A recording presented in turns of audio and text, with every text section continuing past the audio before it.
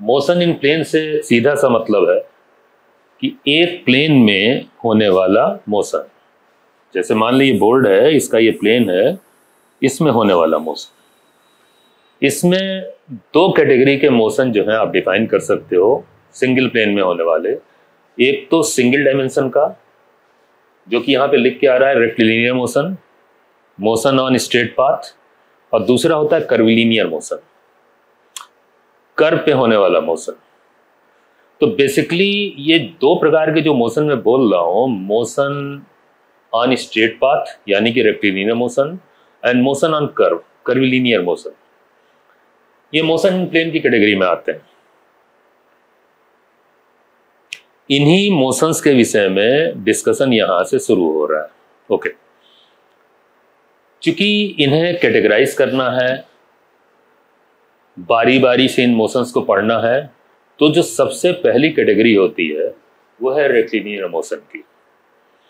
तो हम लोग डिस्कशन का जो विषय रहेगा हमारा, उसमें पहले हम सिंगल डायमेंशन का जो रेक्टिलिनियर मोशन होता है, रेक्टिलिनियर मोशन, उस पर डिस्कशन करेंगे। और अच्छा खासा डिस्कशन है, उसमें काफ़ी कुछ आपको सीखने को मिलेगा, काफ़ी लंबा चलेगा डिस्कशन। कभी तो आप देखिए यहाँ रेक्टिलिनियर मोशन 1 करके आ रहा है, यानी कि 2, 3, 4, 5 सो ऑन ऐसे मौजूद होंगे। और जहाँ तक कर्विलिनियर मोशन का सवाल है, जब ये डिस्कशन हो जाएगा तो कर्विलिनियर आएगा, तो उसमें बहुत जाने पहचाने मोशन है जो हम लोग आगे पढ़ेंगे। वो है प्रोजेक्टाइल मोशन, पॉपुलर है काफ़ी। प्रोजेक्टाइल मोशन कर्व पे होता है, पैराबोलिक पाथ पे। और सर्कुलर मोशन तो वेल नोन मोशन है, मोशन ऑन सर्किल, ये सब हम लोग डिस्कस करेंगे। लेकिन in general motion on curve, in general एक चैप्टर होगा कर्विलिनियर मोशन का, जिसमें जनरल कर्व, कोई भी कर्व हो, उस पे होने वाले मोशन के विषय में पूरी जानकारी, मतलब उसकी टेक्निकलिटी हम लोग सीख रहे होंगे। तो मोशन इन प्लेन से ये मतलब है, लेकिन थोड़ा और आपको विजुलाइज कराते हैं मोशन इन प्लेन। फिर मोशन इन प्लेन आपको पहले मैं विजुलाइज कराते हुए कितने प्रकार के मोशन जो होते हैं उनको कैटेगराइज करता हूँ, और ये बताने की कोशिश करूँगा कि उनके कारण क्या होते हैं, उनके पीछे बेसिक रीजन क्या है ना भाई, उसके पीछे लॉजिक क्या है, ये मैं बताने की कोशिश करूंगा। और जब ये बात आपको समझ में आ जाएगा तो हम लोग शुरू करेंगे रेक्टिलिनियर मोशन से डिटेल में डिस्कशन। ठीक है, चलिए तो इंट्रोड्यूस करता हूं यहाँ पे ये दो प्रकार के मोशन किस तरीके के होते हैं, फिर उसे कैटेगराइज कर रहा हूँ। देखिए यहाँ पे आ रही है बात। एक तो ये मोशन होते हुए आपको दिख रहा है, ये मोशन ऑन स्ट्रेट पाथ है। ये स्ट्रेट लाइन मोशन भी बोलते हैं, मोशन ऑन स्ट्रेट पाथ भी बोल सकते हैं, इसे वन डायमेंशनल मोशन भी बोल सकते हैं, और इसे रेक्टिलिनियर मोशन भी बोल सकते हैं। बात एक ही है, motion on straight line, motion on straight path, straight path, straight line, rectilinear सीधा सीधा, है ना। तो इस तरीके से इस मोशन को नाम दिया जाता है, इस पे डिटेल में डिस्कशन है। और जो कर्विलिनियर मोशन की मैंने बात की थी वो ये है कि देखिए ये जो बॉडी है ये कर्व पे मोशन ले रही है। अब ये कर्व जो है, इनफाइनाइट नंबर ऑफ पॉसिबिलिटीज होती हैं कर्व के होने की, पता नहीं कितने तरीके के कर्व हो सकते हैं। बहरहाल डिटेल में जो डिस्कशन होगा वो तो विशेष प्रकार से दो प्रकार के कर्व जो हम लोग पढ़ेंगे, एक तो पैराबोलिक पाथ और दूसरा सर्कुलर मोशन, ये वो डिटेल में पढ़ेंगे। उसके अलावा इन जनरल और भी मोशन होते हैं, हम लोग पढ़ेंगे। अब इलिप्टिकल पाथ भी होता है, उसकी भी जानकारी मिलेगी आपको, है ना। चलते चलते कुछ जगहों पे वहाँ पे डिस्कस किया जाएगा। इन जनरल इस मोशन को कर्विलिनियर मोशन की कैटेगरी में रखते हुए डिस्कस करेंगे। लेकिन पहले ये दो प्रकार के मोशन के पीछे होने का लॉजिक क्या है, वो सिंपल से लॉजिक है, कारण है, वो मैं बताता हूँ आपको। ठीक, और इन्हीं में कैटेगराइज करता हूं कि इनमें स्ट्रेट और कर्व में कितने प्रकार की पॉसिबिलिटीज हो सकती है। तो जरा ध्यान से देखिए, बहुत जरूरी बात है, बहुत यूजफुल बात है। Types of motions. सबसे पहले टाइप्स ऑफ मोशन में स्ट्रेट लाइन मोशन की बात आ रही है, उसमें दो प्रकार के मोशन मैं यहाँ पे आपको दिखाता हूँ। ठीक, जरा आप खुद पहचानने की कोशिश करिएगा। ये देखें, दो बॉडीज हैं, ये स्ट्रेट पाथ पे मोशन करेंगे, लेकिन इनमें फर्क दिखेगा, और ये फर्क आप खुद पहचानने की कोशिश कीजिएगा, इसमें फर्क क्या दिख रहा है। तो मैं भी बताऊंगा आपको, मैं तो बताऊंगा ही भाई, मैं कहाँ जाऊंगा ठीक है, मैं तो बताऊंगा ही आपको, लेकिन फिलहाल आप जरा पहचानिए, देखिए,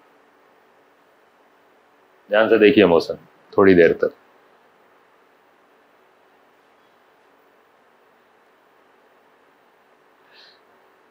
ओके, कुछ पहचान में आ रहा है, फर्क दिख रहा है? फर्क मैं बताता हूं आपको।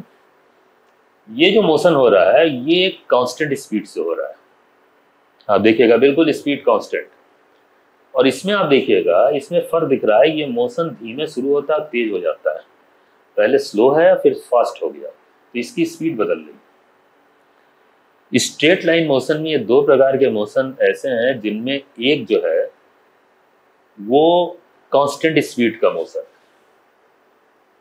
ये कांस्टेंट स्पीड का मोशन है, जबकि इसमें जो स्पीड बदल रही है या बढ़ रही है इसे बोलते हैं एक्सेलरेटेड स्पीड। तो ये एक्सेलरेटेड मोशन है। ये दो कैटेगरी होती है, कांस्टेंट एंड एक्सेलरेटेड। अब बात ये उठती है कि ये जो मोशन है इसमें साफ दिख रहा है कि कोई परिवर्तन नहीं हो रहा है, चेंजेस नहीं हो रहे हैं। क्यों भाई? सीधी सी बात है, एक ही दिशा में चल रहा है, एक ही स्पीड से चल रहा है, कोई परिवर्तन है नहीं, जबकि इसमें परिवर्तन या चेंजेस दिख रहे हैं। चेंज यही दिख रहा है कि ये धीमे शुरू होता है और तेज गति से या तेजी से आगे बढ़ता है, तो इसमें तो चेंजेस दिख रहे हैं। तो एक वो मोशन जिसमें चेंजेस नहीं है, एक वो मोशन जिसमें फर्क हो रहा है, जिसमें चेंजेस दिख रहे हैं, एक कांस्टेंट स्पीड का, एक एक्सेलरेटेड स्पीड का। ओके, ये दो प्रकार के मोशन के पीछे लॉजिक क्या है ये मैं अभी थोड़ी देर में आता हूं। फिलहाल और देखें मोशन और क्या हो सकते हैं। जैसा मैंने बोला था कि मोशन इन प्लेन में दूसरी कैटेगरी जो है मोशन ऑन कर्व। ये देखिए कर्विलीनियर पाथ है, ये कर्व है, तो ये जो बॉडीज हैं ये कर्व पे चलेंगी। इनको भी जरा आप कंपेयर कर लें, कंपेयर करें इन दोनों का मोशन। इसमें भी स्थिति कुछ वही दिख रही होगी जो अभी आपको स्ट्रेट पाथ पे दो मोशन में दिख रही है। इसमें जो ऊपर वाली बॉडी है वो आप देख रहे होगे कांस्टेंट स्पीड से चल रही है, कर्व पे चल रही है कांस्टेंट स्पीड से, जबकि ये दूसरी वाली बॉडी जो है उसी तरीके से एक्सेलरेट कर रही है, इसकी स्पीड बढ़ रही है, एक्सेलरेटेड स्पीड।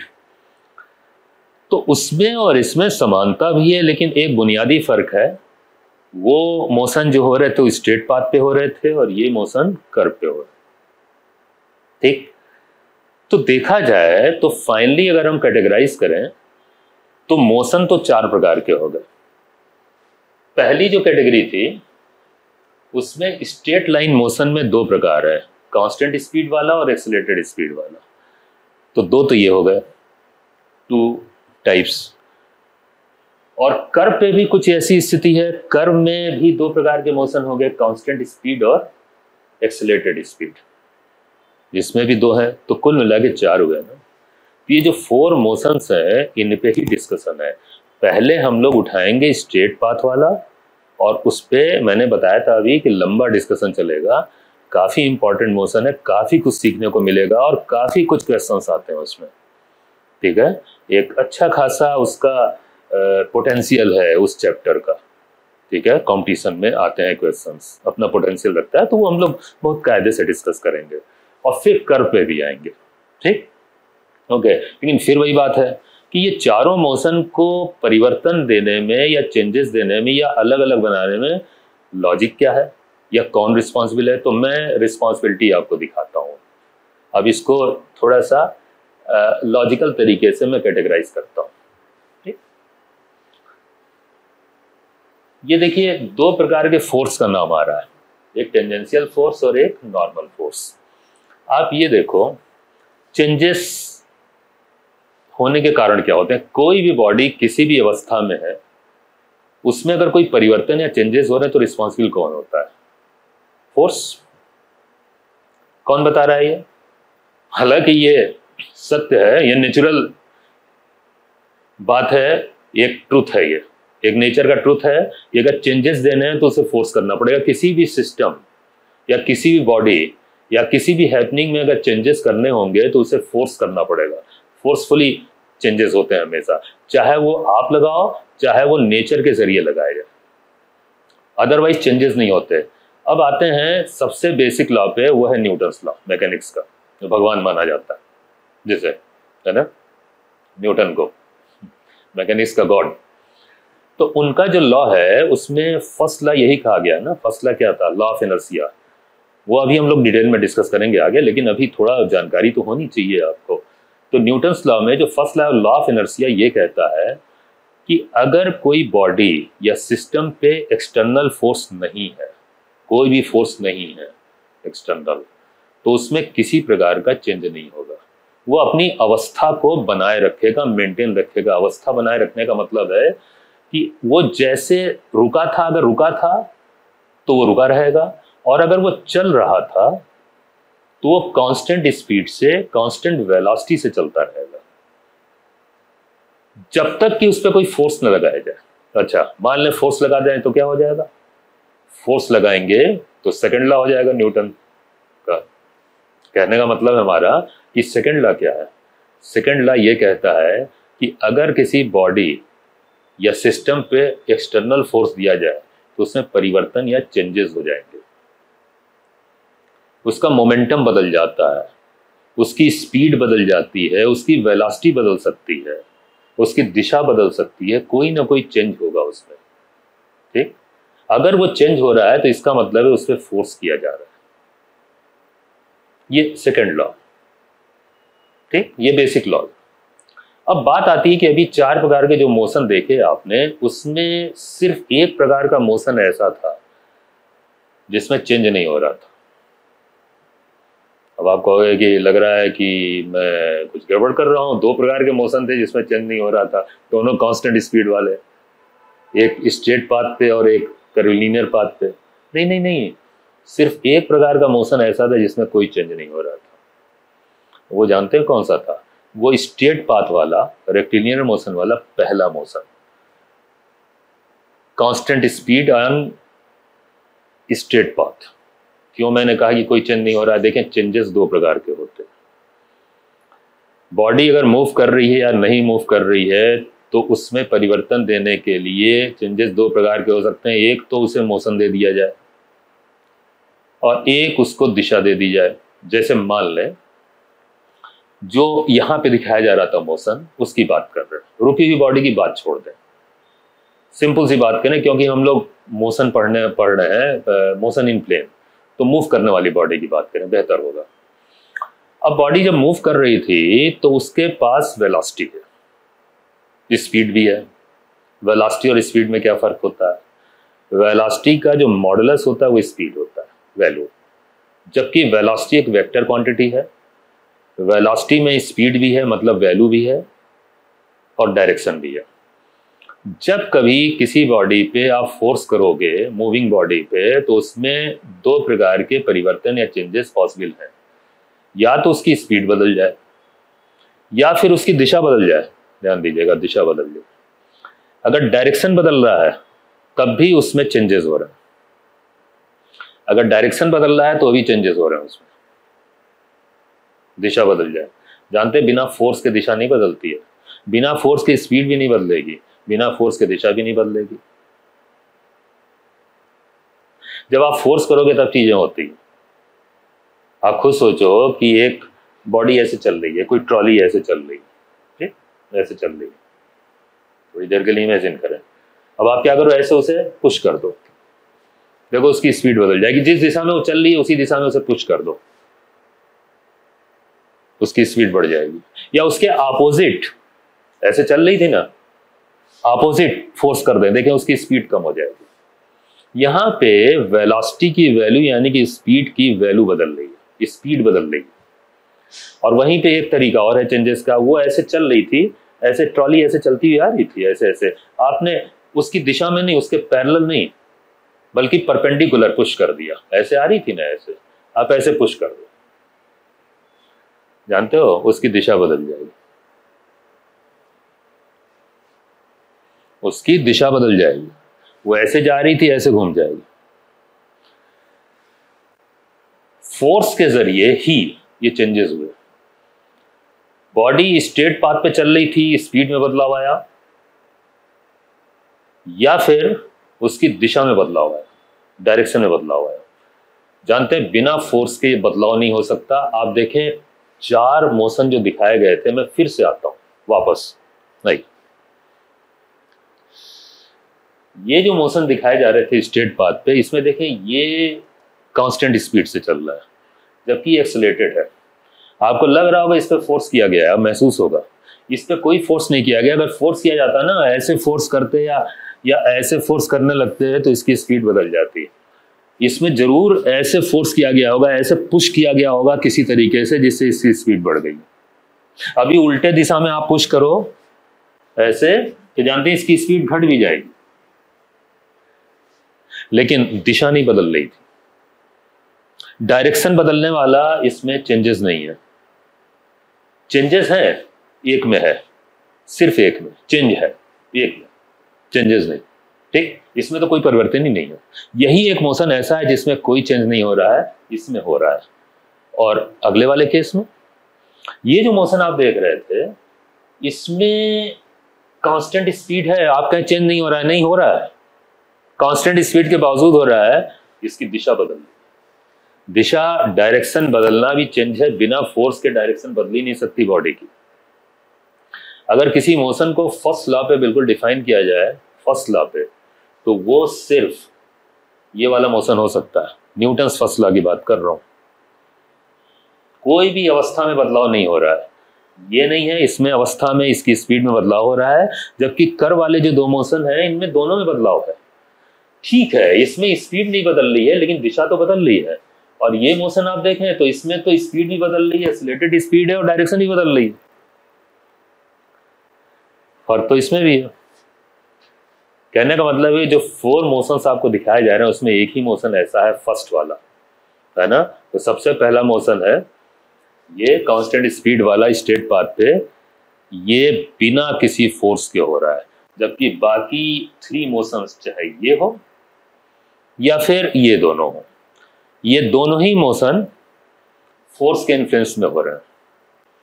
मतलब मोशन में जब भी चेंजेस होंगे तो कहीं ना कहीं से फोर्स आएगा। अब फोर्स करता क्या है, अभी थोड़ी देर पहले मैंने बताया, फोर्स की 2 कैटेगरी होती है। एक ऐसा फोर्स जो स्पीड में बदलाव कर सकता है, और एक ऐसा फोर्स जो डायरेक्शन में बदलाव कर सकता है। और उन्हीं को जानना बहुत ज़रूरी है, क्योंकि उसी पे या उन्हीं पे आधारित या बेस्ड है आगे का पूरा डिस्कशन। तो कम से कम मोशन हो रहा है तो उसके नेचर, उसके लॉजिक को पहचाने, लॉजिक को पहचाने, तभी तो आगे आप मोशन जो है समझ पाओगे, है ना। ओके, तो चलते हैं, वापस आते हैं, उन फोर्सेस का नाम जो आया था उन पे डिस्कस करते हैं। अब देखिए यहाँ पे 2 प्रकार के फोर्सेस का नाम आ रहा है, एक टेंजेंशियल फोर्स और एक नॉर्मल फोर्स। इन दोनों की अपनी अपनी पहचान होती है, यानी कि अपनी अपनी कैरेक्टरिस्टिक होती है, या अपना अपना तरीका होता है मोशन में बदलाव करने का। चलते हैं पहले टेंजेंशियल फोर्स की बात करते हैं, देखें ये क्या बदलाव करता है। टेंजेंशियल फोर्स जब किसी बॉडी पे लगता है तो क्या होता है, देखिए tangential force changes speed of the body. जो फोर्स बॉडी की स्पीड को बदले वो टेंजेंशियल फोर्स की कैटेगरी में आता है। क्यों आता है वो खुद देख लें, क्यों ऐसा नाम है वो देखिए। अब ये बॉडी है, इसमें परिवर्तन आएंगे। कैसे आएंगे, इस पे देखिए एक फोर्स लगाया गया। इस फोर्स के कारण बॉडी के मोशन की दिशा में फोर्स लगने से इसकी स्पीड में बदलाव हो रहा है। धीमे से ये तेज हो रही है, धीमे से तेज हो रही है। जैसे मान लें सपोज थोड़ी देर के लिए इसकी स्पीड शुरू में 10 थी और बाद में 20 हो गई है। देख ना, स्पीड में बदलाव है, दिशा में बदलाव नहीं है, सिर्फ स्पीड में बदलाव है। जानते हैं ये फोर्स इसीलिए मोशन की दिशा में, डायरेक्शन में लग रहा है।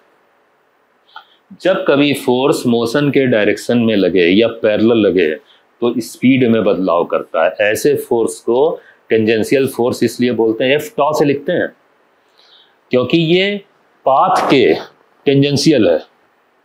जब भी कोई फोर्स ऐसा है जो पाथ के टेंजेंशियल हो उसे टेंजेंशियल फोर्स तो बोलेंगे ही, लेकिन वो एक ऐसा फोर्स होता है जो स्पीड में बदलाव करता है, वो दिशा में बदलाव नहीं कर सकता। यह है, ठीक। ओके, ये इस समय एक्सेलरेटेड स्पीड का फोर्स, ये फोर्स जो है स्पीड को बढ़ा रहा है, एक्सेलरेट करा रहा है, इसे बोलेंगे एक्सेलरेटेड स्पीड वाला फोर्स, या एक्सेलरेटिंग फोर्स भी इसे बोलते हैं। इस फोर्स को एक्सेलरेटिंग फोर्स, वो फोर्स जो एक्सेलरेट करा दे। ठीक, एक दूसरी कैटेगरी भी हो सकती है, फोर्स उल्टा लगा दे मोशन की दिशा के। अगर फोर्स को आप मोशन की दिशा का उल्टा लगा दें, ये देखिए, तो ये स्पीड को क्या करेगा? यस करेक्ट, ये स्पीड को घटाएगा। ये देखिए, ये रोकने की कोशिश कर रहा है उल्टा लग के। ये भी टेंजेंशियल है, ये भी टेंजेंशियल है, क्योंकि पाथ के टेंजेंशियल ये लगा है, पाथ के पैरेलल लगा है, पाथ पे ही लगा है, या पाथ को छूता हुआ लगा है, इसीलिए टेंजेंशियल फोर्स से बोलते हैं। लेकिन ये मोशन को रिटार्ड करा रहा है, स्पीड को घटा रहा है। ऐसे मोशन को क्या बोलेंगे? Of course retarding motion. देखें यहां स्पीड, आप देखें ये पहले 20 थी, अब 10 हो गई, स्पीड घटी ना। इसे बोलेंगे रिटार्डेड और डिसेलरेटेड स्पीड। ये दोनों यूज करते हैं वर्ड, रिटार्डेशन भी बोलते हैं, रिटार्डेशन हो रहा है या डिसेलरेशन हो रहा है, ये दोनों एक ही बात। ये भी टेंजेंशियल फोर्स है, लेकिन उल्टा लग रहा है।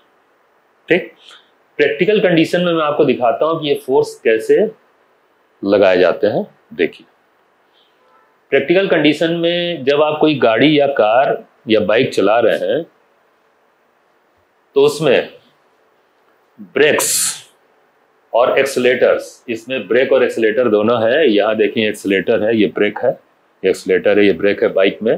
यहाँ पे एक्सीलेटर और ब्रेक सब दिख रहे हैं, है ना। जब आप इनका यूज करते हैं तो टेंजेंशियल फोर्स गाड़ी में लगता है। जब आप एक्सीलेटर यूज करते हो, एक्सीलेटर या पैर से एक्सीलेटर यूज कर रहे हैं कार में या बाइक में ऐसे एक्सीलेट कर रहे हैं, तो जानते हैं टेंजेंशियल फोर्स सपोर्टिंग डायरेक्शन का लगता है, ऐसा फोर्स जो बॉडी की स्पीड को बढ़ा रहा है। और जब आप ब्रेक लगाते हो तो स्पीड घटती है, उल्टा फोर्स लगता है। तो एक्सीलेटर्स जो होते हैं और ब्रेक्स जो होते हैं वो टेंजेंशियल फोर्स लगाते हैं गाड़ी में। ठीक है, एक स्पीड को बढ़ाता है तो दूसरा स्पीड को घटाता है। चले, अगर नॉर्मल फोर्स की बात करें तो नॉर्मल फोर्स क्या करेगा, ये भी देखते हैं। Normal force Fn changes direction of motion of the body. ये फोर्स जब मोशन पे लगता है, मतलब बॉडी पे लगता है मोशन के दौरान, तो ये दिशा बदल देता है बॉडी की, और कुछ ऐसे। देखिए, ये देख रहे हैं, ये फोर्स, ये नॉर्मल फोर्स है, ये पाथ के जो पाथ है उसके नॉर्मल लग रहा है, नतीजा ये कर्व पे आ गई बॉडी। नॉर्मल फोर्स है, देखिए बॉडी ऐसे चलेगी, ये देखिए, ये नॉर्मल लग रहा है पाथ के, इसीलिए बॉडी कर्व पे चल रही। तो नॉर्मल फोर्स बॉडी को घुमाने का काम करता है कर्व पे। अगर प्रैक्टिकल कंडीशन की हम बात करें, प्रैक्टिकल कंडीशन में तो ये डायरेक्शन चेंजेस करने का काम, डायरेक्शन को चेंज करने का काम, देखिए कार में ये स्टीयरिंग, और बाइक या साइकिल में, बाइसिकल में ये handle. Steering and handle create normal force. जब आप स्टीयरिंग को ऐसे घुमाते हैं ना, ऐसे, तो नॉर्मल फोर्स क्रिएट करता है, तो वो गाड़ी को घुमा देता है ऐसे या ऐसे। ऐसे ही वो जो हैंडल होता है उसे जब आप घुमाते हो तो बाइक जो घूमती है ना। तो ये काम करते हैं, ये क्रिएट करते हैं स्टीयरिंग और हैंडल नॉर्मल फोर्स। तो ये दो फोर्स जो हैं ये सभी प्रकार के मोशन को डिफाइन कर देते हैं। जितने भी कोई भी मोशन हो, इसके तीसरा फोर्स नहीं होता है, ये दो ही प्रकार के फोर्स होते हैं जो किसी भी तरीके के मोशन को गवर्न करते हैं, उसको कैटेगराइज करवाते हैं। हालांकि मेजर कैटेगरी अगर देखा जाए तो दो ही हैं, स्ट्रेट लाइन और कर्व। अब स्ट्रेट लाइन में दो प्रकार हो गए या तीन प्रकार आप कह सकते हो। कांस्टेंट मोशन, तो जिसमें फोर्स ही नहीं लग रहा है, कांस्टेंट स्पीड वाला। अदरवाइज अगर स्पीड बदलने की बात हो गई तो फिर वो ब्रेक हो गया, एक्सलेट करा दिया, ब्रेक कर दिया, एक्सेलरेटेड मोशन है या रिटार्डेड मोशन है, ये हो गया, यही होते हैं, ठीक। और कर्वीलिनियर मोशन में तो कर्व के आकार पर डिपेंड करता है, जो इनफाइनाइट नंबर ऑफ पॉसिबिलिटीज रखती है। कुछ मेजर कर्व जो होते हैं, जो मेन कर्व है, उन पे हम लोग विशेष तरीके से डिस्कस करेंगे आगे चल के अलग अलग चैप्टर्स में, ठीक है। फिलहाल यहाँ पे मैं आपको इसके पीछे जो लॉजिक है वो बताने की कोशिश कर रहा हूँ, समझ में आ रहा होगा, ठीक। अब जब इतनी बात क्लियर हो गई कि मोशन के पीछे रिस्पॉन्सिबल फोर्स कौन सा है, तो जरा इसे रिवाइज कर लेते हैं, ठीक। तो देखिए यहाँ पे ये कांस्टेंट स्पीड वाला जो मोशन है, इसमें आप बताएंगे कि ये कौन सा फोर्स इस पे लग रहा है, टेंजेंशियल, नॉर्मल, बताएं। करेक्ट, कोई फोर्स नहीं लग रहा है, यस। 10 की स्पीड से चल रहा था, 10 की स्पीड से बाद में भी है, डायरेक्शन भी नहीं चेंज हुई है, ना स्पीड बदली, यानी कि इस पे कोई फोर्स नहीं है। और यहाँ पे देखा जाए एक्सीलरेटेड में, तो ये जो मोशन है इसमें स्पीड बदल रही है, 10 से था और ये 20 हो गया, तो इसमें एक विशेष प्रकार का फोर्स यूज हो रहा होगा। तो अगर फोर्स हम यहाँ पे मार्क करना शुरू करें तो देखें, ना तो इस पे टेंजेंशियल फोर्स है क्योंकि स्पीड नहीं बदल रही है, और ना ही नॉर्मल फोर्स है क्योंकि दिशा भी नहीं बदल रही है, ठीक है। और इसकी बात करें तो इस पे टेंजेंशियल फोर्स है भाई, क्योंकि स्पीड बदल रही है, जबकि नॉर्मल फोर्स इस पे नहीं है। अगर नॉर्मल फोर्स होता तो ये कर्व पे चला जाता, दिशा नहीं बदल रही तो नॉर्मल फोर्स नहीं होगा। तो ये दो मोशन स्ट्रेट पाथ पे ये आपने देखा, ठीक। इनमें फोर्स का यूज होना देखा, इसमें कोई भी फोर्स नहीं है, जबकि इसमें एक फोर्स है, टेंजेंशियल।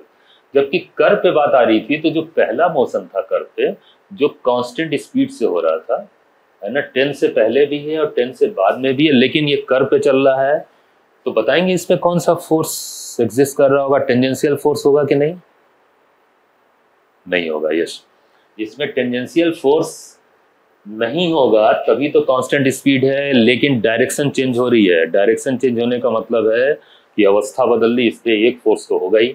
कौन सा फोर्स, जो इसके डायरेक्शन को बदल रहा है, यानी कि नॉर्मल फोर्स। तो ये एक ऐसा मोशन है जिसमें टेंजेंशियल फोर्स तो नहीं है, लेकिन नॉर्मल फोर्स एग्जिस्ट कर रहा है, ठीक है, ओके। इसका जो दूसरा कैटेगरी था, है ना, उसमें स्पीड भी बदल रही है, एक्सेलरेटेड स्पीड है और दिशा भी बदल रही है। स्पष्ट हो गया कि यही एक ऐसा मोशन है जिसमें दोनों प्रकार के फोर्स साथ साथ एग्जिस्ट कर रहे हैं। स्पीड को बदलने के लिए रिस्पॉन्सिबल फोर्स टेंजेंशियल फोर्स, देखिए कर्व के टेंजेंट है, ये कर्व पे लग रहा है, पाथ के अलोंग लगता है। और दूसरा नॉर्मल फोर्स, जो कि इसकी दिशा को बदल रहा है। इसमें दोनों प्रकार के फोर्स एग्जिस्ट कर रहे हैं, तभी ऐसा मोशन हो रहा है। इन्हीं 4 प्रकार के मोशन पे सारे मोशन एग्जिस्ट करते हैं। तो इसी प्रकार के फोर्सेस लगते हैं, तो डिफरेंट टाइप के मोशंस को डिफाइन किया जाता है, ठीक है। ये है कैटेगरी मोशंस की। अब इसमें विशेष प्रकार का जो एक केस है रेक्टिलिनियर मोशन, उस पे हम लोग डिस्कशन पहले शुरू करेंगे, ठीक है।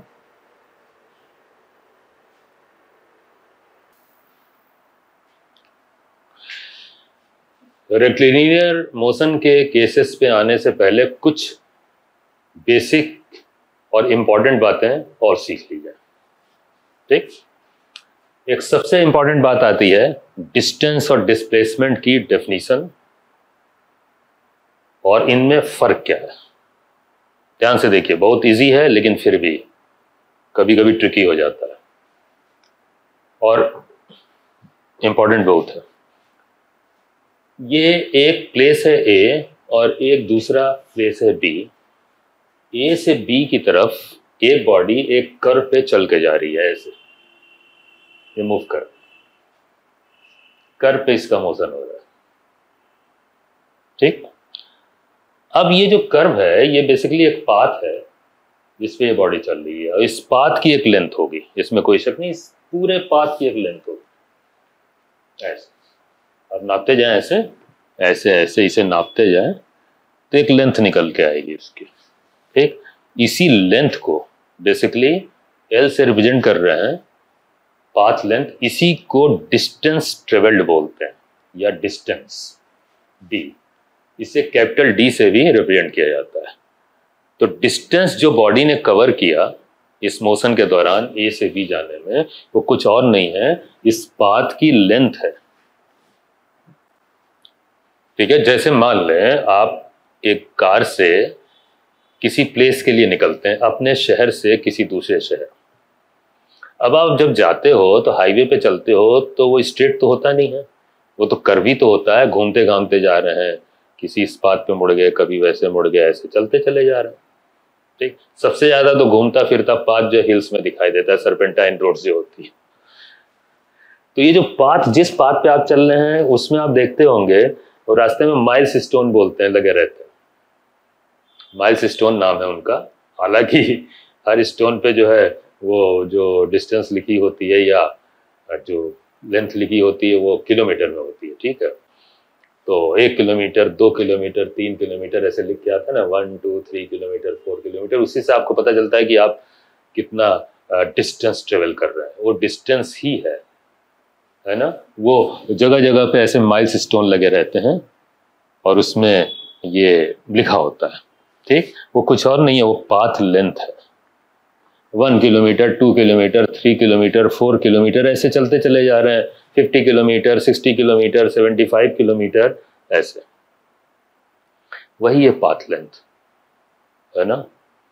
पूरे पाथ की लेंथ, वही बोलते हैं इतनी डिस्टेंस, कहते नहीं कितनी दूरी है हमारे शहर से आपका शहर कितनी दूर है, दूर, distance, length of the road, the path, है ना, जिस पर ट्रेवल किया। ठीक, अच्छा। वहीं पे ये जो एक स्ट्रेट लाइन जा रही है जिसे वेक्टर से दिखाया गया, आप देखो ये स्ट्रेट बिल्कुल ए से बी, ये अगर आप बोलो तो इसे आप डिस्टेंस नहीं बोलोगे, इसे बोलना चाहिए डायरेक्ट डिस्टेंस। ये भी तो है डिस्टेंस ए और बी के बीच की, लेकिन ये डायरेक्ट डिस्टेंस है, स्ट्रेट डिस्टेंस। ये जो डिस्टेंस है इसे एस से रिप्रेजेंट करते हैं और इसी को बोलते हैं डायरेक्ट डिस्टेंस के अलावा डिस्प्लेसमेंट। इसे डायरेक्ट डिस्टेंस बोलने का मतलब ये कि सीधी डिस्टेंस। आप ये बताओ कि अगर दो प्लेस हैं उनके बीच की ये सीधी डिस्टेंस निकालनी है तो कैसे निकलेगा डायरेक्ट डिस्टेंस? कोई मैप है या गूगल मैप है या किसी पे भी आप देख रहे हो तो उसमें पाथ दिखाई देता है ना, तो उससे तो पाथ लेंथ आ गया, उसमें डिस्टेंस नापा। और अगर आप जो है सीधे अगर देख लें उसमें नाप लें, ये है ना स्ट्रेट, तो ये डायरेक्ट डिस्टेंस हो गई किसी मैप पे, डायरेक्ट डिस्टेंस। आप ये बताओ क्या एक प्लेस से दूसरे प्लेस में आप डायरेक्ट जाते हो ऐसे सीधे, नाक की सीध में ऐसे चल के जा सकते हैं? नहीं ना जा सकते, वो कहीं जा रहे हैं और प्रैक्टिकली संभव नहीं है। अब फ्लाइट से जाएं आप ऐसे सीधे, ऐसे फ्लाई करते हुए सीधे, तो बात अलग। तो जो डायरेक्ट डिस्टेंस होती है बेसिकली देखा जाए तो छोटी होगी ये वैल्यू, और ये स्ट्रेट लाइन पे चलती है।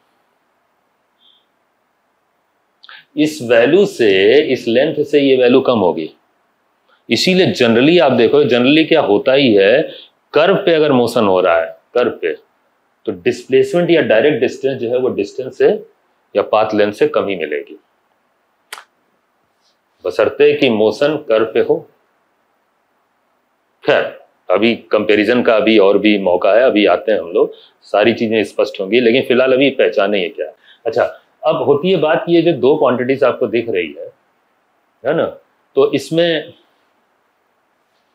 ये जो क्वांटिटी है स्केलर होती है, मतलब ये स्केलर मैथमेटिक्स पे चलती है। स्केलर मैथमेटिक्स सिंपल मैथमेटिक्स, वो आप देखो है ही ऐसे कि जैसे कह रहे थे 1 किलोमीटर, 2 किलोमीटर, 3 किलोमीटर, ऐसे चलते चलते चलते चलते मान लें 10 किलोमीटर हुआ तो जोड़ दिया ना सीधे, 1, 2, 3, 4 ऐसे जोड़ते चले गए। कौन सी मैथमेटिक्स चल रही है? ऐड करते जा रहे हैं सिंपल तरीके से, स्केलर। ये स्केलर क्वांटिटी होती है। जब रोड पे आप चल रहे हो तो माइल्स स्टोन को आप जो है वैल्यू को जोड़ते चल रहे हो, उसमें आप दिशाएं नहीं देख रहे हो, कोई वेक्टर मैथमेटिक्स नहीं लगा रहे हो, कोई स्पेशल मैथमेटिक्स नहीं लगा रहे हो, आप सीधे उसे सम करते हुए चल रहे हो। स्केलर है, स्केलर मैथमेटिक्स, वो स्केलर क्वांटिटी हो गई। जिस क्वांटिटी में मैथमेटिक्स स्केलर चले वो स्केलर मैथमेटिक्स हो गई। लेकिन आप डिस्प्लेसमेंट निकालने के लिए आप मैथमेटिक्स स्केलर नहीं कर सकते, उसमें मैथमेटिक्स जो यूज होती है वेक्टर मैथमेटिक्स यूज होती है। अभी मैं दिखाता हूँ आपको एग्जांपल से कैसे होगा, तो मैं अभी दिखाता हूँ। इसीलिए इस क्वांटिटी को वेक्टर क्वांटिटी बोला जाता है, लेकिन दिखाया भी गया वेक्टर से। ये वेक्टर मैथमेटिक्स होती है इसमें, ठीक है।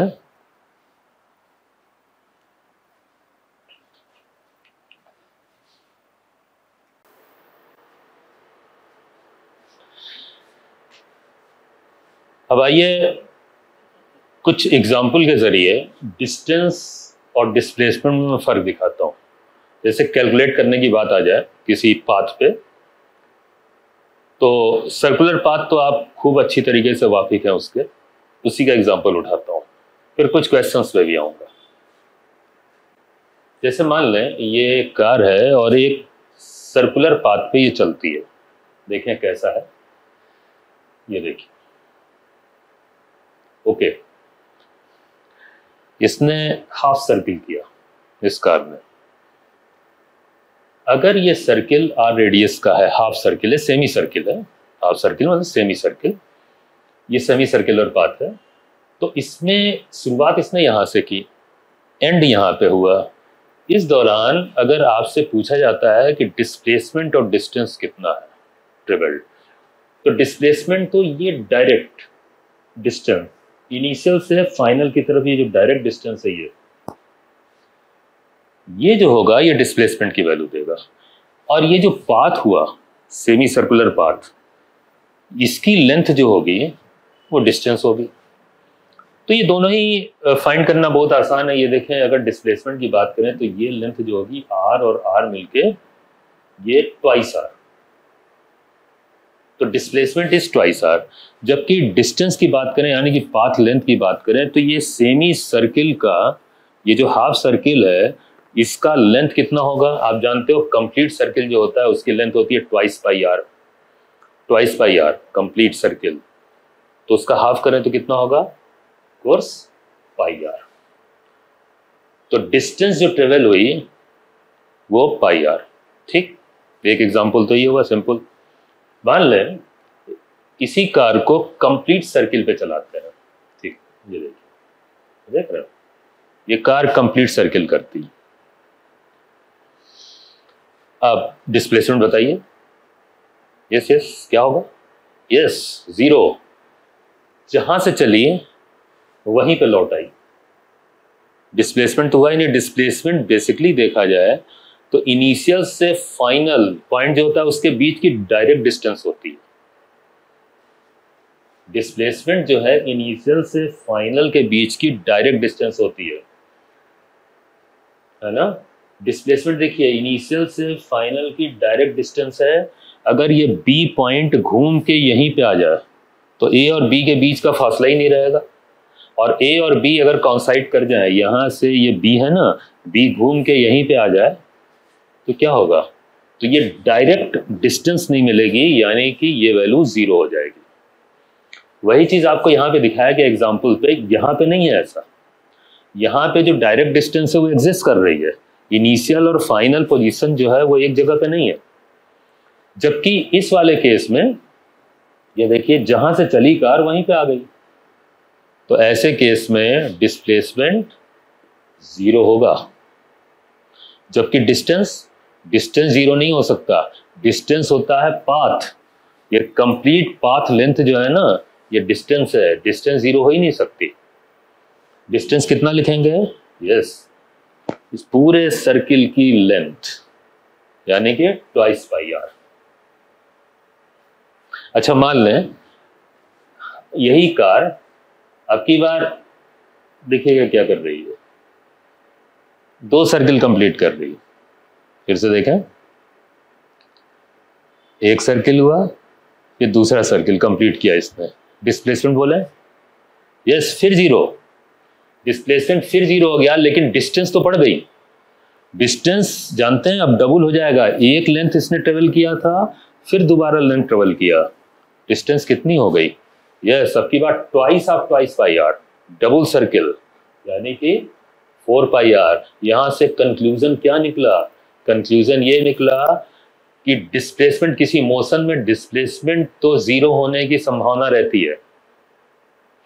जब कभी बॉडी लौट के उसी पोजीशन पे आ जाए जहां से वो चली थी तो डिस्प्लेसमेंट जीरो हो जाएगा, लेकिन डिस्टेंस जीरो नहीं हो सकता। अगर बॉडी मूव कर गई है तो डिस्टेंस जीरो होना ही नहीं है। जैसे मान लें हम लोग अपने ही मोशन की बात करें तो मैं यहां से यहां चल के जा रहा हूं सपोज, ठीक, ऐसे ऐसे चल रहा हूं। अब देखिए मेरे जो स्टेप्स की काउंटिंग है 1 2 3 4, ठीक, ये स्टेप्स की काउंटिंग 4 हुआ, फिर लौटा 1 2 3 4, ठीक। बताएं डिस्प्लेसमेंट कितना हुआ? 0, लेकिन डिस्टेंस कितना हुआ? 4 + 4 8 स्टेप्स। अब आप ये बताओ कि अगर मैं यहां से चल दूं तो क्या डिस्टेंस कभी जीरो हो सकता है? नहीं ना। डिस्टेंस स्टेप्स की काउंटिंग है, पाथ की लेंथ है। जो एक बार मूव कर गई बॉडी तो पाथ बन गया, वो कभी जीरो नहीं हो सकता। डिस्टेंस तो एक ही केस में जीरो हो सकता है, वो ये कि आप चलो ही नहीं मैं यहां से शुरू ही नहीं करता हूं। अब डिस्टेंस भी जीरो है, डिस्प्लेसमेंट भी जीरो है, ठीक। लेकिन अगर चल दिए भाई तो चलने के बाद डिस्टेंस तो जीरो नहीं हो सकता। नंबर ऑफ स्टेप्स तो आपने किया ही है, चाहे आप कितने भी किलोमीटर घूम के घर चले आए, है ना, लेकिन आपने स्टेप्स तो लिए ही हैं। स्टेप्स की टोटल काउंटिंग डिस्टेंस है, जबकि डिस्प्लेसमेंट तो जीरो हो गया जब जब मोशन के दौरान आप ओरिजिन पे यानी कि अपने इनिशियल पोजीशन पे लौट के आएंगे। जब जब लौट के आएंगे तब तब डिस्प्लेसमेंट जीरो होगा, डिस्टेंस जीरो नहीं हो सकता। आप सोचो कि जो बाइक में या कार में जो स्पीडोमीटर लगा होता है उस पर किलोमीटर भी आता है, ये गाड़ी कितनी चली, आज कितना चलाया आपने, वो क्या होता है, वो काउंटिंग कभी घटती है? नहीं ना। आप शोरूम से लेके आ रहे हैं गाड़ी, चले शोरूम से लेके आ रहे हैं, उसमें सपोज मीटर पे जीरो है, लेकिन आप घर आते हो, फिर वापस मान ले शोरूम चले जाते हो कभी, है ना, उसकी सर्विसिंग के लिए, तो क्या डिस्टेंस जीरो हो जाता है? आप देखिए काउंटिंग तो बढ़ेगी ना, जितनी बार आप वापस वहीं पे जाएंगे शोरूम पे, है ना, कभी भी डिस्टेंस आप घटता हुआ नहीं देखोगे। काउंटर जो होता है वो माइलेज या किलोमीटर को जोड़ता चलता है, जबकि जब जब आप वहां पे जा रहे हैं सर्विस स्टेशन पे तब तब डिस्प्लेसमेंट जीरो है। जहां से आपने गाड़ी निकाली थी वहीं पे लौटा के जब जब ले जाएंगे तो डिस्प्लेसमेंट जीरो हो जाएगा, लेकिन डिस्टेंस कभी भी जीरो नहीं होता। इसीलिए जो गाड़ियां जो हैं सेकंड हैंड खरीदते हैं लोग, उसमें वो माइलेज देखा जाता है कि कितने किलोमीटर चली है, कितने किलोमीटर, क्योंकि वो काउंटर जो हमेशा जोड़ता चलता है। डिस्टेंस कभी भी जीरो नहीं होती। अगर मोशन हो गया तो, मोशन नहीं हुआ तो डिस्टेंस भी जीरो, डिस्प्लेसमेंट भी जीरो। पाथ ही नहीं हुआ तो पाथ लेंथ नहीं आया। हमारे ख्याल से इतने में आपको स्पष्ट हो गया होगा कि कब हमें डिस्टेंस को जीरो रखना है, मतलब अगर मान ले क्वेश्चन आता है कब पॉसिबिलिटी है, और कब जो है डिस्प्लेसमेंट के जीरो होने की पॉसिबिलिटी है। डिस्टेंस के जीरो होने की तो पॉसिबिलिटी है ही नहीं अगर मोशन हो गया तो, लेकिन डिस्प्लेसमेंट के जीरो होने की प्रोबेबिलिटी या पॉसिबिलिटी बनी रहती है। डिस्प्लेसमेंट घट सकता है, जो जीरो हो सकता है वो घट भी सकता है, लेकिन डिस्टेंस कभी भी नहीं घटता है, वो बढ़ता ही चलता है। चलिए और बात स्पष्ट हो जाएगी आगे, हम लोग जैसे और मोशन पे डिस्कशन करेंगे, ठीक है। आइए देखते हैं। चले एक क्वेश्चन आ रहा है, उसको सॉल्व कर लेते हैं तो और बात स्पष्ट हो जाएगी। देखिए, find distance travelled and displacement covered in following motions. दो प्रकार के केसेस दिए हैं, इसमें दोनों में डिस्टेंस और डिस्प्लेसमेंट हमें फाइंड करना है। चले पहला केस उठाते हैं, उसमें है a body first moves towards east by 3 kilometre, east की तरफ 3 kilometre, and then towards south, south ऐसे हो जाएगा ना, उसके बाद 4 किलोमीटर साउथ। अब ऐसे केस में हमें डिस्टेंस और डिस्प्लेसमेंट दोनों फाइंड करना है। ओके, दूसरा केस है body moves on a circle from A to B, A से बी जा रहा है ऐसे, ठीक है, एज शोन इन फिगर। तो ये फिगर दी हुई है, ये सर्किल का रेडियस दिया हुआ है, इसमें भी हमें डिस्टेंस और डिस्प्लेसमेंट फाइंड करना है। वन बाय वन उठाते हैं, पहले ये वाला उठाते हैं। चलिए, यस, फर्स्ट वन। ओके, इसको जरा ड्रॉ करते हैं, कैसे है ये। तो पाथ कैसे है, तो देखें, ये पहला जो पाथ हुआ, यानी कि वेक्टर जो बनाया हमने 3 किलोमीटर का डिस्प्लेसमेंट वेक्टर, ये 3 किलोमीटर किधर, ईस्ट की तरफ, ठीक। और फिर साउथ यानी कि नीचे, ये देखें, ये 4 किलोमीटर, ये हो गया, ठीक। अब ये एक पाथ लेंथ है, एक पाथ लेंथ ये इनिशियल पॉइंट है, ये फाइनल पॉइंट। टोटल डिस्टेंस जो ट्रेवल हुई स्पष्ट है, दोनों को जोड़ दें, स्केलर क्वांटिटी है। 3 किलोमीटर प्लस 4 किलोमीटर, ये 3 ऐसे चला, 4 इधर चला, टोटल चला वो 7 किलोमीटर कवरेज हुआ। ये तो डिस्टेंस हो गया, पाथ लेंथ जो कवर हुआ। लेकिन क्या डिस्प्लेसमेंट भी इतना ही लिखता है? नहीं ना। डिस्प्लेसमेंट क्या होता है? डिस्प्लेसमेंट होता है इनिशियल से फाइनल के तरफ डायरेक्ट डिस्टेंस। ये देखिए, ये है डिस्प्लेसमेंट, इनिशियल से फाइनल की तरफ डायरेक्ट डिस्टेंस। अब ये बताएं, इसकी वैल्यू क्या सिंपल स्केलर मैथमेटिक्स से हो जाएगी? कैसे होगी? यस, वेक्टर से होगी। और ये बन गया क्या? ट्राइंगल बन गया, राइट एंगल ट्राइंगल। आप देख के बता सकते हो कि ये वैल्यू कितनी होनी चाहिए। कौन सी मैथमेटिक्स लग रही है? वेक्टर ही तो। ये होना चाहिए 5 किलोमीटर। 3, 4, 5 के कॉम्बिनेशन वाला ट्राइंगल है। वैसे भी पाइथागोरस से √3 square plus 4 square is equal to 5। ये कौन सी मैथमेटिक्स यूज हो रही है? वेक्टर ही तो यूज हो रहा है ना। ये वेक्टर है, इसीलिए इसे वेक्टर क्वांटिटी बोलते हैं, ठीक। Displacement is 5 kilometre, distance is 7। Okay, दूसरा केस उठाते हैं। A body moves on a circle from A to B as shown in figure. इस फिगर में दिखाया है, ये एक सर्किल पे चल रहा है ए से बी, और इसमें भी डिस्टेंस और डिस्प्लेसमेंट हमें काउंट करना है। चलें पहले डिस्प्लेसमेंट एक जरा देखा जाए। अगर डिस्प्लेसमेंट पहले देखते हैं तो ए से बी की तरफ डायरेक्ट डिस्टेंस, ये देखिए, ये डायरेक्ट डिस्टेंस, ये कवर। तो ये तो सिंपल मैथमेटिक्स हो गई। ये देखें, इस राइट एंगल ट्राइंगल से हो गया, ये आर होगा, ये आर होगा। कौन सा ट्राइंगल हो गया? ये 45 डिग्री वाला आइसोस्केलस ट्राइंगल हो गया। 1, 1 √2 वाला आर आर, और ये क्या होगा? Yes, r √2। ये जो वैल्यू होगी अगर आप निकालोगे डिस्प्लेसमेंट की, तो √2r। वैसे भी r square plus r square whole under root, Pythagoras से √2r। ये तो डिस्प्लेसमेंट हो गया।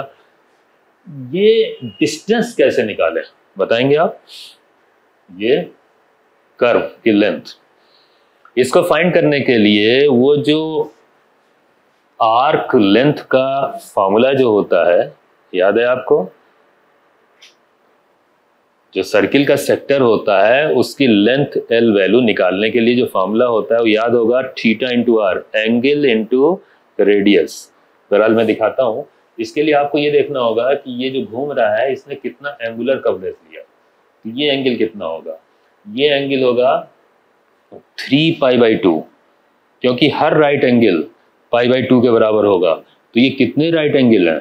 1, 2, 3, 4। अगर आप इसे 4 हिस्सों में डिवाइड कर दें तो 1, 2, 3, 4 पार्ट में डिवाइड करें तो इसमें कवरेज 1, 2, 3 का है, ये नहीं है, 3π/2, ठीक है, यानी कि 270 डिग्री। बहरहाल एंगल 3π/2 कवरेज है। लेंथ निकालने का, आर्क लेंथ निकालने का जो फॉर्मूला होता है, अगर आपको याद हो, वो थीटा इंटू आर होता है ज्योमेट्री में। जो सेक्टर होता है सर्किल का, उसका एंगल तो अगर रेडियस से मल्टीप्लाई कर देंगे तो आर्क लेंथ आती है। यहाँ पे रेडियस आर दिया ही हुआ है, एंगल आप थीटा 3π/2 रख दें, ये देखिए आंसर हो गया। तो जो डिस्टेंस है या पाथ लेंथ है वो ये होगी 3π/2 into r. Simple. Yes,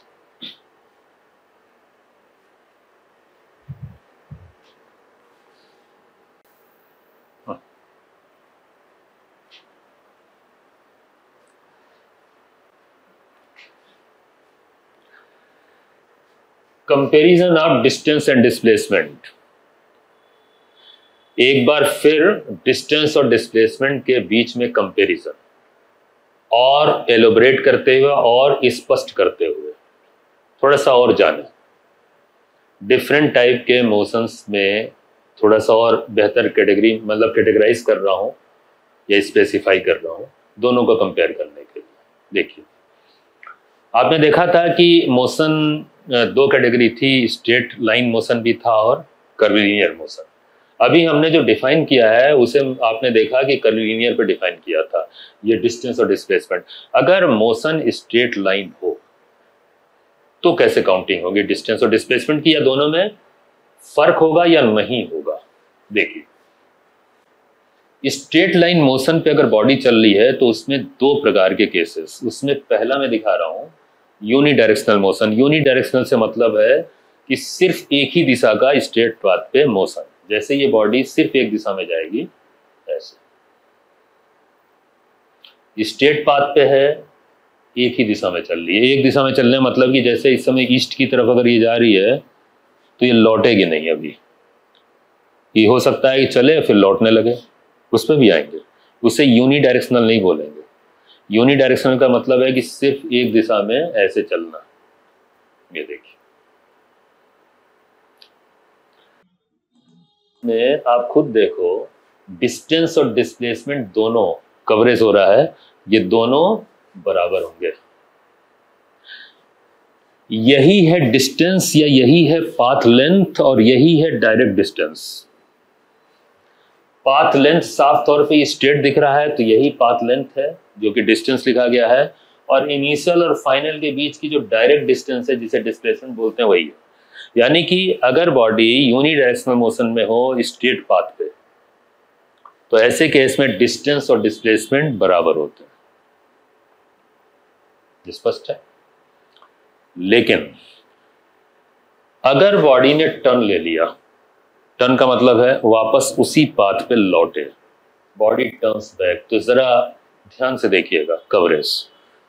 body पहले सीधी एक ही डायरेक्शन में जाएगी फिर टर्न लेगी। डिस्टेंस और डिस्प्लेसमेंट पे ध्यान दीजिएगा क्या फर्क आ रहा है कवरेज पे। देखिए डिस्टेंस और डिस्प्लेसमेंट कवरेज, ठीक। फिर देखिए आगे, अभी बॉडी ने टर्न नहीं लिया, अभी तक क्या है, डिस्टेंस डिस्प्लेसमेंट बराबर है, ये यूनिडायरेक्शनल हुआ। लेकिन बॉडी अगर टर्न लेती है,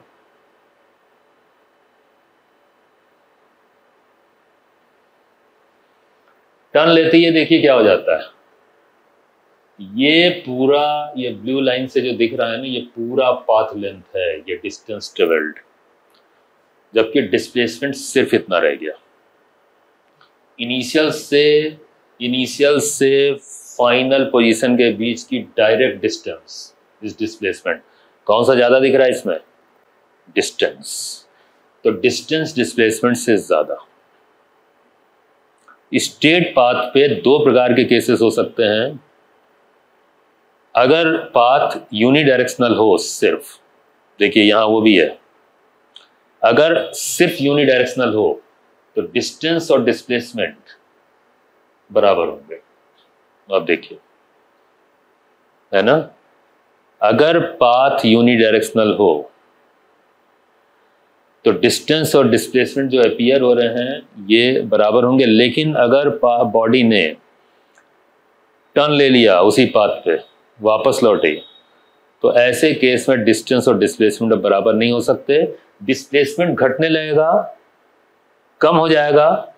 इनिशियल से फाइनल के बीच की डायरेक्ट डिस्टेंस, डिस्प्लेसमेंट कम हो गया, जबकि डिस्टेंस पूरा ये पाथ लेंथ है। इसीलिए ऐसे केस में डिस्टेंस डिस्प्लेसमेंट से ज्यादा हो जाएगा। प्रश्न ये उठता है कि क्या ऐसा हो सकता है कि डिस्प्लेसमेंट कभी डिस्टेंस से ज्यादा हो जाए? हो ही नहीं सकता। बराबर हो सकते हैं दोनों, लेकिन डिस्प्लेसमेंट कभी डिस्टेंस से ज्यादा हो जाए ये पॉसिबल ही नहीं है। या तो छोटा हो सकता है या इक्वल। अब इक्वल किस केस में होता है ये आप देख लीजिए, और डिस्प्लेसमेंट कम कब हो जाएगा ये आप देख लीजिए। भाई एक सिंपल सी बात है, जैसे मैं ये कह रहा था कि मैं यहां मूव कर रहा हूं, मैं ओरिजिन पे हूं, अब मैं जैसे से आगे बढ़ रहा हूं तो यूनि डायरेक्शनल मोशन है। 1, फिर से काउंट करते हैं, ये ओरिजिन है, 1 2 3 4, ये 4 स्टेप्स मैंने लिए। अब ये बताइए इस केस में डिस्टेंस डिस्प्लेसमेंट क्या है?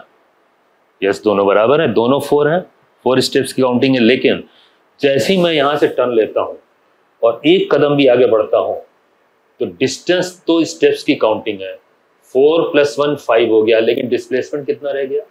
डिस्प्लेसमेंट स्टेप्स की काउंटिंग नहीं है, इनिशियल से फाइनल के बीच की डायरेक्ट डिस्टेंस, वो कितने स्टेप्स रह गए? टोटल 4 थे, एक लौटा, कितने बचे? 3, डिस्प्लेसमेंट 3, जबकि डिस्टेंस ट्रेवल्ड 5। अच्छा, एक कदम और आगे बढ़ा देते हैं। अब ओरिजिन से कितनी दूर है? 2 स्टेप्स, 2 स्टेप्स रह गए डिस्प्लेसमेंट, जबकि डिस्टेंस 4 जाना और 2 लौटना, 6। डिस्टेंस आप देखें बढ़ता जा रहा है, जबकि डिस्प्लेसमेंट घटता जा रहा है। और एक स्टेप कम करता हूं, डिस्टेंस अब 4 + 3 7, जबकि डिस्प्लेसमेंट सिर्फ 1 स्टेप। और जैसे ही ओरिजिन पे आता हूं डिस्प्लेसमेंट खत्म, लेकिन डिस्टेंस खत्म हुआ क्या? नहीं, डिस्टेंस 4 + 4 8। ये दिमाग में रखिए, मोशन यूनिडायरेक्शनल है या टर्न ले रहा है, क्वेश्चन में स्पष्ट दिया होगा, क्लियर दिया होगा, दिमाग में रखिएगा। रटने की कोशिश मत कीजिएगा, सिर्फ ये विजुअलाइजेशन पे रखिएगा। ये हैपनिंग होते हुए इसीलिए दिखाया जा रहा है आपको, जिससे आपके दिमाग में ये बैठ जाए, आपके लॉन्ग टर्म मेमोरी में चला जाए, जिससे हमेशा ये याद रहे। चलिए आगे बढ़ते हैं, दोनों को एक साथ देखते हैं। अब यहाँ पे ही कहा गया है कि डिस्टेंस और डिस्प्लेसमेंट बराबर किस केस में हो सकते हैं? Till body moving in one direction only, तब तक जब तक एक डायरेक्शन में बॉडी मूव कर रही है। अगर उसने टर्न ले लिया तो after the body takes turn, जैसे ही बॉडी टर्न लेती है उसके बाद डिस्टेंस और डिस्प्लेसमेंट बराबर नहीं हो सकते, डिस्टेंस डिस्प्लेसमेंट से ज्यादा ही होगा। ठीक है। अगर कर्व पे मोशन हो जाए तो कर्व पे मोशन स्पष्ट है कि इस केस में जब मोशन हो रहा है तो आप पहले भी देख चुके हो कि इस मोशन के दौरान जो पाथ लेंथ होगा, यानी कि कर्व की जो लेंथ होगी, जो कि डिस्टेंस बोल रहे हैं, वो डिस्प्लेसमेंट से ज्यादा ही होगी, क्योंकि कर्व पे कभी भी ये लेंथ जो डायरेक्ट होती है ना, वो डिस्टेंस के बराबर नहीं हो सकती। बड़ी तो हो ही नहीं सकती, मतलब डिस्प्लेसमेंट तो बड़ा हो ही नहीं सकता, छोटा ही होगा। बराबर भी नहीं हो सकता, बराबर सिर्फ एक ही कंडीशन में होता है, जो अभी आपने देखा, क्या? Unidirectional straight line motion. सिर्फ एक केस है यूनिडायरेक्शनल और स्ट्रेट लाइन जिस पर डिस्टेंस और डिस्प्लेसमेंट बराबर होते हैं, अदरवाइज किसी केस में नहीं होंगे। अगर बॉडी टर्न ले लेती है तब भी नहीं, और कर्व पे भी नहीं।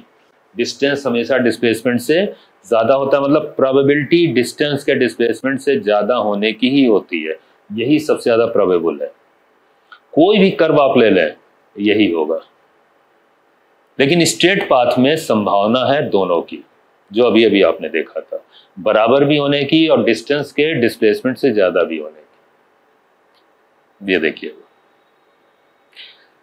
ठीक है ना। जैसे मान लें आप किसी डेस्टिनेशन पर निकलते हैं, किसी शहर की तरफ निकलते हैं, और आपके शहर से वो शहर जो है सपोज 50 किलोमीटर की डिस्टेंस पे है।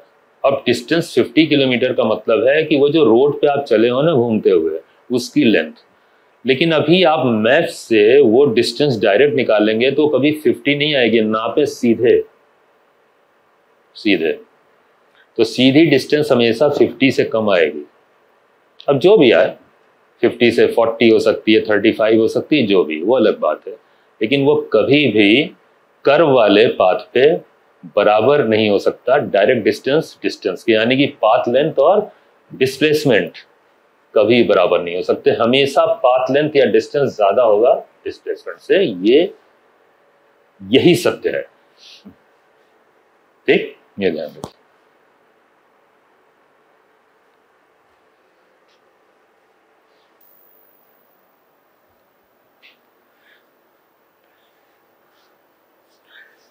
डिस्टेंस और डिस्प्लेसमेंट का जो कंपैरिजन चल रहा है, चलिए उसको और स्पष्ट रूप से समझने के लिए कुछ क्वेश्चंस की प्रैक्टिस करते हैं। ठीक, which one of the following is correct for a moving body on unidirectional straight path. Question ये है कि एक बॉडी यूनिडायरेक्शनल स्ट्रेट पाथ पे चल रही है। यूनिडायरेक्शनल आपको याद ही होगा, सिर्फ एक दिशा का मोशन। स्ट्रेट पाथ मतलब rectilinear motion, motion on a line. ठीक, उस पे इसमें से हमें सेलेक्ट करना है वो ऑप्शन जो करेक्ट हो। फिलहाल यहाँ पे राइट हैंड साइड में यस और नो, इस पे टिक करना है, ये देखते हुए कि इसमें कौन सा स्टेटमेंट करेक्ट होगा, कौन सा इनकरेक्ट है या रॉन्ग है। ठीक है, उसकी प्रैक्टिस करते हैं, सब चेक करते हैं, मेरा मतलब है। तो आइए देखते हैं कि यूनिडायरेक्शनल पाथ पे पहला ऑप्शन क्या दिया हुआ है, डिस्टेंस में बी जीरो। भाई डिस्टेंस क्या जीरो हो सकता है? अभी यही तो डिस्कशन चल रहा था कि किसी भी पाथ पे जब मोशन शुरू हो जाएगा तो डिस्टेंस तो जीरो हो ही नहीं सकता। डिस्टेंस कभी जीरो नहीं हो सकता। डिस्टेंस एक ही केस में जीरो हो सकता है कि बॉडी चले ही ना। ओके, तो ये तो हो गया नो। ठीक, डिस्प्लेसमेंट में भी जीरो। डिस्प्लेसमेंट जीरो हो सकता है या नहीं, ये इस बात पे डिपेंड करता है कि बॉडी जब मूव कर रही है तो लौट के आती है कि नहीं अपने ओरिजिन पे। अगर बॉडी लौट के आ जाए ओरिजिन पे तब तो डिस्प्लेसमेंट जीरो हो सकता है, अदरवाइज तो होगा नहीं। अब ये देखें यहाँ पाथ कौन सा है, ये मोशन कौन सा है, ये तो यूनिडायरेक्शनल मोशन है। तो यूनिडायरेक्शनल मोशन में तो आप जानते हैं मोशन सिर्फ एक दिशा का है, उसे टर्न बैक तो करना नहीं है, वापस तो लौटना नहीं है। तो वापस नहीं लौटेगा तो ओरिजिन पे आ ही नहीं सकता, तो वो तो हमेशा अवे जा रहा है। तो डिस्प्लेसमेंट तो भाई इसमें ये भी जीरो नहीं हो सकता। ठीक है, डिस्टेंस में बी इक्वल टू डिस्प्लेसमेंट। क्या डिस्टेंस और डिस्प्लेसमेंट इक्वल हो सकते हैं? होंगे ही, क्योंकि ये यूनिडायरेक्शनल मोशन है। इसमें तो स्ट्रेट पाथ पे एक ही दिशा में चल रहा है, तो वही डिस्टेंस है, वही पाथ लेंथ है, वही डायरेक्ट डिस्टेंस है और वही डिस्प्लेसमेंट है। ठीक है, अगर बॉडी टर्न ऑन लेती तो डिस्टेंस फिर डिस्प्लेसमेंट से ज्यादा हो जाता। इक्वल होगा ही इसमें, सिर्फ यूनिडायरेक्शनल मोशन है इसलिए। ठीक, तो ये हो गया नो और ये हो गया yes. This one is correct. ठीक, ये यस। डिस्टेंस में बी ग्रेटर देन डिस्प्लेसमेंट। क्या डिस्टेंस डिस्प्लेसमेंट से ज्यादा हो सकता है? नहीं। डिस्टेंस डिस्प्लेसमेंट से तभी ज्यादा हो सकता है जब बॉडी लौटे। अगर एक ही डायरेक्शन में चल रहा है, मोशन एक ही डायरेक्शन का हो रहा है, तो डिस्टेंस और डिस्प्लेसमेंट हमेशा इक्वल होंगे। ठीक है, नो। ठीक, तो ये ऑप्शन करेक्ट है इसमें। चलिए नेक्स्ट क्वेश्चन पे प्रैक्टिस आगे बढ़ाते हैं। अब की बार क्वेश्चन है, which of the following is are correct for a moving body on a straight path. अब की बार ध्यान दीजिएगा, पाथ तो स्ट्रेट अब भी है, लेकिन अब की बार कैटेगराइज नहीं किया है, कहा नहीं है कि ये टर्न बैक कर रहा है या नहीं कर रहा है। मतलब अगर सिर्फ स्ट्रेट पाथ है तो हमें दोनों कंडीशन लेके चलनी पड़ेगी। ये यूनिडायरेक्शनल भी हो सकता है और ये हो सकता है कि बॉडी अपने पाथ पे वापस लौटे। अच्छा, ऑप्शंस में ध्यान दीजिएगा, इस आर का मतलब है इसमें एक से ज्यादा ऑप्शंस यस यानी कि करेक्ट हो सकते हैं। तो चलिए हमें दोनों कैटेगरी को लेके चलना है, दोनों प्रकार के मोशन को, सिर्फ यूनिडायरेक्शनल हो या unidirectional and then turn back, मतलब बॉडी लौट भी सकती है। ओके, तो दो केसेस लेके चलना है, क्योंकि स्ट्रेट पाथ लिखा हुआ है, स्ट्रेट पाथ में दोनों मोशन हो सकता है। फिर से बोल रहा हूं, सिर्फ स्ट्रेट पाथ का मतलब है कि मोशन यूनिडायरेक्शनल भी हो सकता है और मोशन टर्न बैक वाला भी हो सकता है। चले देखते हैं, पहला ऑप्शन है डिस्टेंस में भी जीरो। डिस्टेंस तो जीरो हो ही नहीं सकता किसी भी हालत में, क्योंकि बॉडी चल रही है। अगर बॉडी चल रही तो डिस्टेंस जीरो तो हो ही नहीं सकता, काउंटिंग तो होगी। ठीक, तो नो। डिस्प्लेसमेंट में भी जीरो, यस। यूनिडायरेक्शनल मोशन में तो नहीं होगा, लेकिन अगर बॉडी लौट ली और वापस आ गई अपने ओरिजिन पे तो जीरो हो सकता है। तो डिस्प्लेसमेंट में भी जीरो, यस। डिस्टेंस में भी इक्वल टू डिस्प्लेसमेंट, डिस्टेंस और डिस्प्लेसमेंट इक्वल हो सकते हैं बशर्ते कि मोशन यूनिडायरेक्शनल हो। तो इसमें तो दोनों प्रकार का ऑप्शन लेके चल रहे हैं हम लोग। तो यूनिडायरेक्शनल अगर मोशन होगा तो डिस्टेंस और डिस्प्लेसमेंट इक्वल हो सकते हैं, ठीक, यस। डिस्टेंस में be greater than displacement, yes. अगर बॉडी यूनिडायरेक्शनल नहीं, वो टर्न बैक वाला मोशन ले ले, बॉडी चलते हुए वापस लौटने लगे, तो उस केस में डिस्टेंस डिस्प्लेसमेंट से ज्यादा हो सकता है, ठीक है, यस। तो इसमें 3 ऑप्शन जो है यस है। प्रैक्टिस हो रही है, देखते हैं ऐसे करके। अच्छा, आगे बढ़ते हैं। एक क्वेश्चन और है कि which of the following is are, इस बार फिर एक से ज्यादा ऑप्शंस हो सकते हैं, correct for a moving body on a curved path. अब की बार कर्व्ड पाथ है। डिस्टेंस में भी जीरो, नो, किसी भी हालत में नहीं। मोशन हो गया, डिस्टेंस जीरो नहीं हो सकता, नो। डिस्प्लेसमेंट में भी जीरो, यस।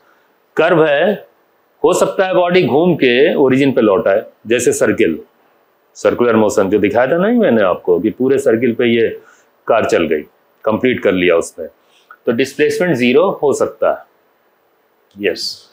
डिस्टेंस में भी इक्वल टू डिस्प्लेसमेंट, बिल्कुल नहीं। ऐसा सिर्फ एक मोशन में होता है, वो दिमाग में रखिए हमेशा।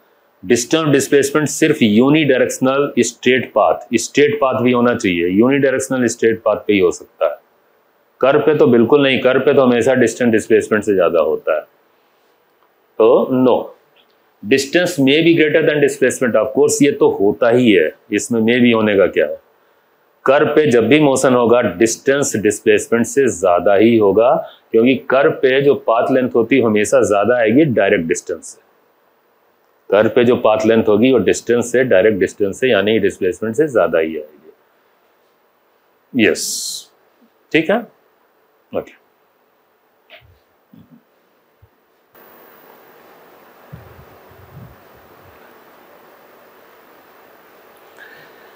डिस्टेंस और डिस्प्लेसमेंट के कंपैरिजन में एक टेक्निकल पार्ट पे आते हैं। देखिए, comparison of elemental distance and displacement. अब ये एलिमेंटल से क्या मतलब है? एलिमेंटल से मतलब है छोटा, बहुत छोटा, छोटा सा पार्ट। अगर कोई पाथ है उसका छोटा सा पार्ट उठा लिया जाए तो क्या होगा? एलिमेंटल से ये मतलब है। देखते हैं, जरा समझने की कोशिश करते हैं। देखिए, मान लें एक ये पाथ दिया हुआ है, कर्व पाथ है, ठीक है, और उसमें डिस्टेंस और डिस्प्लेसमेंट, मान लें बॉडी जो है इस कर्व पाथ पे ऐसे चलती है, उसका पाथ है। अब टोटल पाथ का अगर डिस्टेंस और डिस्प्लेसमेंट कंपेयर किया जाए तो ये तो डिस्टेंस हो गया, पाथ लेंथ, जैसा कि आप जान रहे हो, और ये हो गया डिस्प्लेसमेंट। अब स्पष्ट है कि डिस्टेंस डिस्प्लेसमेंट से ज़्यादा ही होगा, कर्व है, ठीक। लेकिन एक बात सोचें कि अगर मैं इस डिस्टेंस का, इस पाथ का एक छोटा सा पार्ट उठाता हूँ, ध्यान दीजिएगा, एक छोटा सा पार्ट कट करता हूँ, ये देखिए,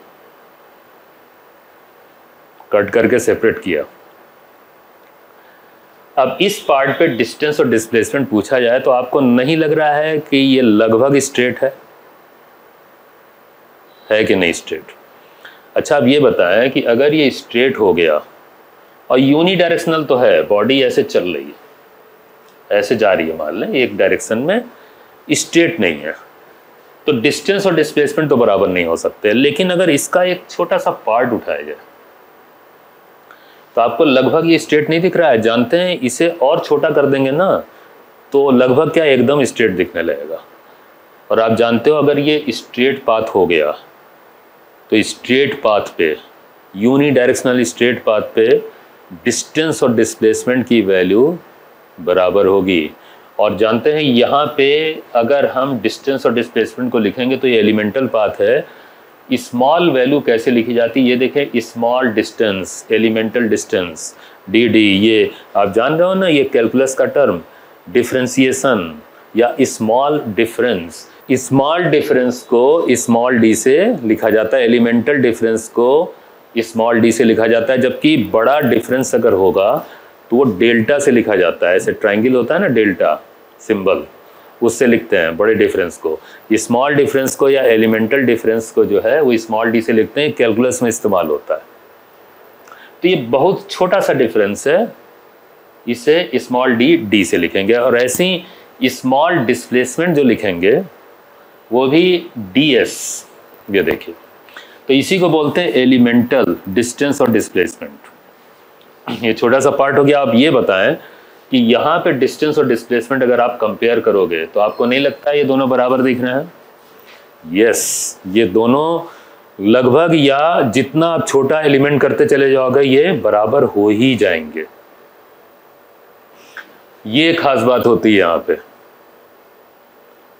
तो दिमाग में रखिएगा। डिस्टेंस और डिस्प्लेसमेंट का तो फर्क बहुत बड़ा है कर्व पे, लेकिन कर्व के किसी भी छोटे पार्ट को आप उठाएंगे कहीं भी तो आपको डिस्टेंस और डिस्प्लेसमेंट, इनको बोलना चाहिए एलिमेंटल डिस्टेंस और एलिमेंटल डिस्प्लेसमेंट, ये हमेशा आपको बराबर मिलेंगे। ये दिमाग में रखिएगा, ठीक है। और इसी बात को दिमाग में रखते हुए इन जनरल ये कह सकते हैं आप ऐसे कि ठीक है, इस कर्व पे ये डिस्टेंस और डिस्प्लेसमेंट चाहे अलग अलग हो, लेकिन अगर ये डिस्टेंस डिस्प्लेसमेंट से बड़ा होगा, लेकिन अगर हम इसमें एक एलिमेंटल पार्ट लें, एलिमेंटल पार्ट है ये, देखिए छोटा सा पार्ट है ये, और छोटा दिखाना चाहिए, लेकिन हम लोगों को विजिबिलिटी भी तो चाहिए, कैसे पता चलेगा आपको, है ना, तो थोड़ा बड़ा करके दिखा रहे हैं ऐसे। ये एलिमेंटल डिस्टेंस और एलिमेंटल डिस्प्लेसमेंट यहाँ पे आपको बराबर मिलेंगे। तो ये जो स्टेटमेंट है ये दिमाग में रखिएगा, ऑन एलिमेंटल पार्ट मतलब छोटे से पार्ट पे of any type of path, कैसा भी पाथ हो उस पर अगर छोटा पार्ट आप उठाएंगे तो elemental distance is always equal to elemental displacement. तो जरा ध्यान से पढ़ लीजिएगा, जब कंपैरिजन की बात चले तो कहीं क्वेश्चन में एलिमेंटल तो नहीं लिखा हुआ है। कर्व पे मोशन हो रहा है, डिस्टेंस और डिस्प्लेसमेंट को कंपेयर करें, डिस्टेंस हमेशा डिस्प्लेसमेंट से ज़्यादा होगा, लेकिन वहीं पे अगर उसने लिख दिया एलिमेंटल तो गलती मत कर दीजिएगा ज़्यादा करने की। एलिमेंटल पार्ट पे हमेशा डिस्टेंस और डिस्प्लेसमेंट बराबर इसलिए होते हैं क्योंकि एलिमेंटल पार्ट हमेशा स्ट्रेट मिलेगा, कर्व नहीं मिलेगा। किसी भी कर्व का अगर आप पार्ट करोगे एलिमेंटल छोटा सा तो हमेशा वो स्ट्रेट मिलेगा।